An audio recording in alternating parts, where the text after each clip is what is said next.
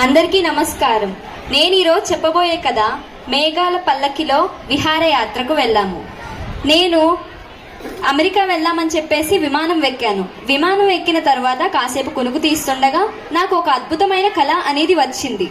అది ఏంటంటే, నేను నా స్నేహితురాలు కలిసి పక్షులుగా మారిపోయి మేఘాలతో చాలా చక్కగా ఆడుకుంటున్నాము.